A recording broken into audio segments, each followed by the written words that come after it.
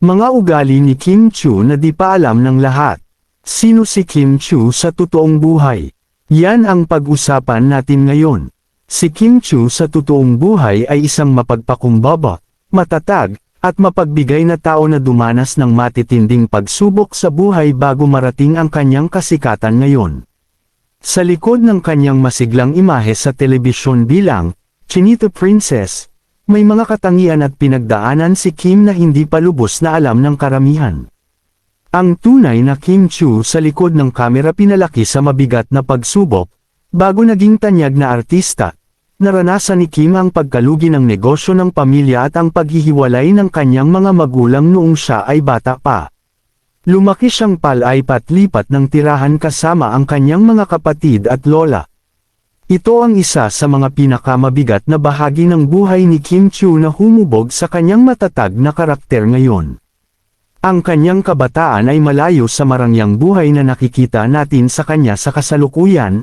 Narito ang ilang mas malalim na detalye tungkol sa bahaging ito ng kanyang buhay, palaipat-lipat ng probinsya, dahil sa hirap ng buhay at pagkakahiwalay ng kanyang mga magulang, si William Chiu at ang yumaong si Luella Olshua, si Kim at ang kanyang apat na kapatid ay dinala sa pangangalaga ng kanilang lola sa panig ng ama. Dahil sa kawalan ng permanenteng pagkakakitaan, lumipat-lipat sila ng tirahan mula sa Tacloban, Cebu, hanggang Cagayan de Oro, kakulangan sa material na bagay, sa kanyang mga nakaraang panayam, na ibahagi ni Kim na naranasan nila ang walang sapat na pera para sa pang-araw-araw na gastusin. May mga pagkakataon na wala silang sariling mga gamit o kama, at nakikitira lamang sa iba't ibang kamag-anak. Ang pangarap na makatapos, ang pangunahing motibasyon ni Kim noong sumali siya sa Pinoy Big Brother, PBB, Teen Edition isa noong 2006 ay hindi ang sumikat, kundi ang kumita ng pera para makapag-aral silang magkakapatid at magkaroon ng permanenteng bahay. Ang epekto sa kanyang pag-uugali, dahil lumaki siyang walang karangyaan, bit-bit pa rin ni Kim hanggang ngayon ang pagiging masinop sa pera. Kilala siya sa industriya bilang isang tanyag na artista na hindi lumalaki ang ulo dahil alam niya ang pakiramdam ng walang-wala. Breadwinner na may gintong puso, siya ang naging pangunahing nagtataguyod sa kanyang buong pamilya. Pinag-aral niya ang kanyang mga kapatid at siniguradong maayos ang kanilang pamumuhay bago niya inesikaso ang sarili. Ang pagiging breadwinner na may gintong puso ay ang katangiang pinakamataas na pinupuri kay Kim Chiu ng kanyang pamilya, mga kaibigan, at mga katrabaho sa industriya. Sa edad na 16, matapos manalo sa Pinoy Big Brother, Teen Edition isa noong 2006, binuhat niya ang responsibilidad na buhayin at iangat ang kanyang pamilya mula sa kahirapan. Narito ang mga patunay kung paano niya inuna ang kanyang pamilya bago ang sarili. Pinaaral ang mga kapatid, si Kim ang nagtusto sa pag-aaral ng kanyang mga kapatid hanggang sa makapagtapos sila sa kolehiyo. Para sa kanya, ang edukasyon ng kanyang pamilya ang pinakamagandang regalo na maibibigay niya gamit ang kanyang mga unang kita sa showbiz. Nagpatayo ng bahay para sa pamilya, bago siya bumili ng mga luho para sa sarili. Unahin niyang ipatayo ang isang malaki at permanenteng bahay sa Quezon City para sa kanyang lola at mga kapatid upang hindi na sila maranasan pang lumipat-lipat ng tirahan tulad noong sila ay bata pa. Suporta sa mga pamangkin, hanggang sa kasalukuyan, hindi lang ang mga kapatid niya ang kanyang tinutulungan. Si Kim ay kilala ring hands-on at mapagbigay na tita, na tumutulong sa pag-aaral at pangangailangan ng kanyang mga pamangkin. Walang sambat o pagrereklamo. Ayon sa kanyang panganay na kapatid na si Lockham Chiu, kailanman ay hindi nagreklamo si Kim sa bigat ng kanyang responsibilidad. Sa kabila ng pagod sa puyatan at sunod-sunod na taping, laging masaya at positibo si Kim kapag pamilya na ang pinag-uusapan.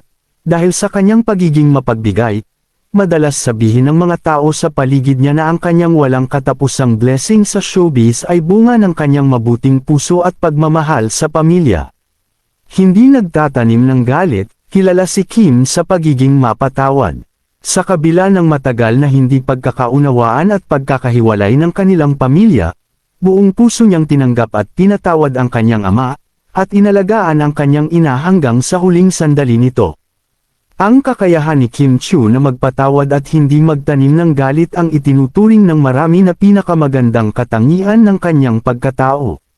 Sa kabila ng matinding emosyonal na sugat dulot ng pagkakahiwalay ng kanyang mga magulang noong siya ay bata pa, pinili niyang mag-move on at magpakita ng wagas na pagmamahal. Narito ang malalim na kwento sa likod ng kanyang mapagpatawad na puso.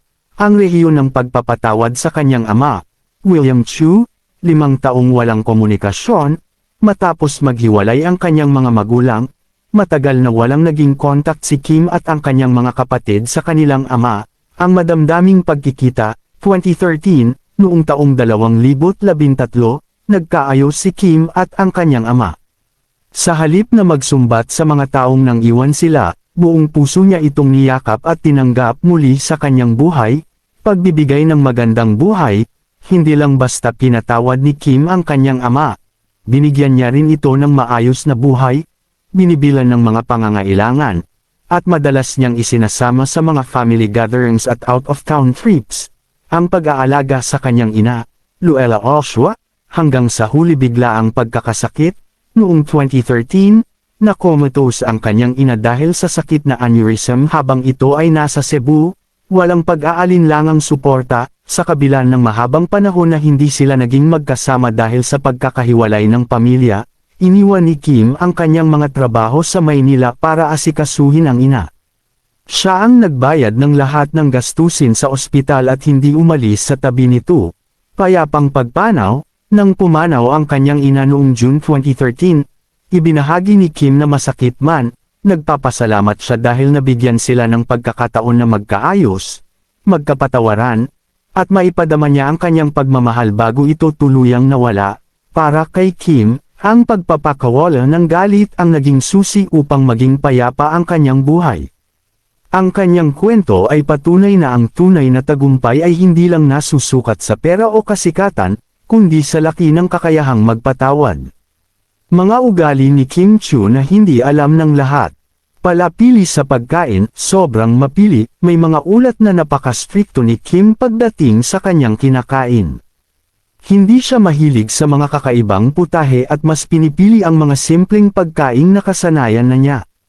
Sa kabila ng mga ulat na siya ay, palapili, o pihikan sa pagkain, inilalarawan ni Kim Chiu ang kanyang sarili bilang isang tunay na foodie na mahilig kumain, lalo na ng mga pagkaing mayaman sa carbohydrates. Bagamat mayroon siyang mga paboritong nakasanayan, ang kanyang pagiging strikto sa pagkain ay mas nakatuon sa pagbalanse ng kanyang kinakain sa pamamagitan ng matinding ehersisyo kaysa sa pag-iwas sa mga pagkain. Narito ang ilang detalye tungkol sa tunay na gawi sa pagkain ni Kim Chiu. Hilaw na mahilig sa carbs at karne. Inamin ni Kim na paborito niya ang mga pagkaing mataas sa carbs tulad ng kanin, noodles, at tinapay. Pagdating naman sa ulam, paborito niya ang karne, partikular na ang baka at baboy. Hindi mahilig sa diet o calorie counting. Tahasan niyang sinabi na hindi siya sanay o hindi niya kayang sumunod sa mga mahigpit na diet o pagbibilang ng calories. Sa halip, ginagamit niya ang ehersisyo, tulad ng cardio at pilates, upang mabalanse ang kanyang pagkain ng hindi kailangang magtipid sa sarili, mga simpleng comfort foods. Mahilig si Kim sa mga pagkaing nagpapaalala sa kulturang Pilipino, gaya ng sabaw at kanin. Ibinahagi rin niya sa kanyang vlogs ang mga simpleng recipe gaya ng okoy, shrimp cakes, na gumagamit ng mga karaniwang sangkap tulad ng kalabasa at onion leeks. Mahilig sa spicy food, isa rin siyang fan ng mga maaanghang na pagkain, pagkontra sa mga anorexia, rumors. Noong simulan ng kanyang career, nabat-icon siya dahil sa kanyang kapayatan, ngunit itinanggi niya ang mga bali-balitang mayroon siyang eating disorder. Binigyang diin niya na siya ay may malusog na gana sa pagkain at aktibong lifestyle. Sa madaling salita, ang pagiging pili ni Kim ay hindi dahil sa pag-iwas sa pagkain, kundi sa pagpili ng mga pagkaing talagang nagpapasaya sa kanya habang pinapanatili ang kanyang disiplina sa physical fitness. Isang masugid na atleta, triathlete, hindi lang siya basta fitness enthusiast. Si Kim ay isang certified triathlete na sumasali sa mga seryosong karera gaya ng Ironman na kinapapalubon ng paglangoy, pagbibisikleta, at pagtakbo ng malalayong distansya. Ang pagiging triathlete ni Kim Chiu ay hindi lamang isang libangan kundi isang seryosong bahagi ng kanyang disiplina at pagkatao. Nagsimula ang kanyang hilig sa endurance sports noong 2017 habang ginagawa ang seryeng Ikaw Lang Ang Iibigin, kung saan gumanap siya bilang isang triathlete. Narito ang mahahalagang detalye sa kanyang karera bilang isang atleta. Seryosong karera sa Ironman, matagumpay niyang natapos ang Ironman 70.3 Philippines sa Cebu noong 2017. Bukod dito, natapos din niya ang isang 21 kilometer Ironman race noong 2018. Matinding disiplina sa training, kilala si Kim sa pagiging hands-on sa kanyang training kahit walang sapat na tulog o galing sa malayong taping. Noong 2018, sumabak siya sa isang duathlon race sa Clark, Pampanga, sa kabila ng pagkakaroon lamang ng 2 oras na tulog pagka-uwi mula sa Davao. Mind over matter, para kay Kim, ang pagsali sa mga ganitong karera ay nagsisilbing therapy. Ginagamit niya ito upang subukan kung hanggang saan ang kayang marating ng kanyang isip, mind, kapag ang katawan, body, ay pagod na. Ayon sa kanya, ang pakiramdam ng pagtawid sa finish line ay laging nakakaiyak at puno ng katuwaan, hindi sumusuko sa sugat at pagsubok. Sa kanyang unang mahabang bike ride na may layong 51.8 kilometro noong 2019, nagkaroon siya ng battle scar o sugat sa tuhod. Itinuturing niya itong paalala na ang mga sugat ay nagpapalakas sa isang tao.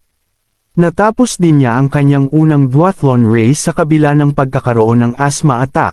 Ang kanyang runnerist era, noong 2024 at 2025, muling binuhay ni Kim ang kanyang hilig sa pagtakbo, na tinawag niyang kanyang runnerist era. Para sa kanya, ang pagtakbo ay paraan ng meditasyon at pag-aalis ng mga negatibong emosyon, iba pang physical activities. Bukod sa triathlon at duathlon, aktibo rin si Kim sa Muay Thai, boxing, Pilates, indoor spinning, at power circuit workouts upang mapanatili ang kanyang fit na pangangatawan. Matipid at marunong sa pera, kahit bilyonaryo na ang tingin sa kanya ng marami, si Kim ay kilalang kuripot sa sarili ngunit galante sa iba. Hindi siya basta-basta bumibili ng mga mamahaling bagay maliban na lang kung ito ay talagang kailangan o isang investment. Si Kim Chiu ay kilala sa industriya bilang isang wise pagdating sa pananalapi. Ang kanyang pagiging matipid ay hindi nagmula sa pagiging maramo, kundi sa kanyang karanasan bilang breadwinner na natutong magpahalaga sa bawat sentimong kinikita. Narito ang ilang mga katunayan sa kanyang pagiging matipid at marunong sa pera. Disiplina sa paggastos. Naniniwala si Kim na ang disiplina ang susi sa pagpapalago ng kayamanan. Sa kabila ng kanyang tagumpay, nanatili siyang praktikal. Inamin niya na may mga worst purchases siya noon, gaya ng mga mamahaling designer bags na hindi naman nagagamit, na nagdulot sa kanya ng panghihinayang at guilt. Dahil dito, mas pinipili na niya ngayong mag-ipon ng memories sa pamamagitan ng paglalakbay kaysa sa mga material na bagay, investments bago luho. Bago pa siya bumili ng mga luho para sa sarili, unahin muna niyang nagpatayo ng multi-million peso home para sa kanyang pamilya noong siya ay nasa edad 20 o 21 pa lamang. Ang kanyang mga investment ay nakakalat sa iba't ibang larangan gaya ng real estate, kabilang ang isang commercial building sa Cagayan de Oro, at sariling mga negosyo, galante sa pamilya at iba. Kahit kuripot siya sa sariling luho, kilala si Kim sa pagiging napakagalante pagdating sa kanyang pamilya. Siya rin ay isang philanthropist na regular na sumusuporta sa mga nangangailangang komunidad, gaya ng Isla Pulo sa Manila Bay, at tumutulong sa mga relief efforts tuwing may sakuna. Wise na negosyante, hindi siya basta umaasa sa pag-aartista. Noong 2022, inilunsad niya ang kanyang sariling handbag brand, ang House of Little Bunny Philippines. Co-owner din siya ng isang restaurant at may mga beauty and lifestyle ventures. Ayon sa mga ulat, ang kanyang madiskarteng paghawak ng pera ay nagresulta sa tinatayang net worth na $15 million noong 2025. self-reward bilang pagdiriwang, bagamat matipid, marunong din si Kim na bigyan ng reward ang sarili para sa kanyang mga wins, maliit man o malaki. Ginagawa niya ito sa pamamagitan ng pagkain ng paboritong putahe, pagkakaroon ng alone time, o pagbabakasayon para makapag-slow down mula sa trabaho. Para kay Kim, ang pera ay isang oportunidad mula sa Diyos na dapat ibahagi sa iba at gamitin ng wasto para sa kinabukasan. Pinipiling maging mabuti sa kabila ng bashers, ayon sa kanyang mga kasamahan sa It's Showtime. May prinsipyo si Kim na huwag gumanti ng masama sa mga taong nambabatikos sa kanya. Mas pinipili niyang manahimik at magpakita ng kabutihan araw-araw. Ang katangiang ito ni Kim Chiu ang dahilan kung bakit siya tinaguri ang isa sa mga pinaka-resilient o matatag na artista sa showbiz. Sa loob ng halos 2 dekada, hindi siya nawalan ng mga bashers, ngunit ang kanyang naging tugon ay laging positibo. Narito ang ilang aspeto ng kanyang prinsipyo sa pagharap sa negativity. Ang bawal lumabas incident 2020, ito ang pinakamalaking pagsubok sa kanya kung saan siya ay naging biktima ng matinding cyberbullying dahil sa isang nakakalitong pahayag. Sa halip na magalit o magdemand ng tawad, ginawa niyang kanta ang biro, nagbenta ng merchandise, at ang kinita ay ipinamahagi niya sa mga nangangailangan. Ginawa niyang blessing ang isang negatibong sitwasyon, pagtatanggol ng mga kasamahan sa It's Showtime. Madalas ibahagi ni Vice Ganda at Ann Curtis na si Kim ang pinakamadaling asarin pero pinakamahirap pagalitan.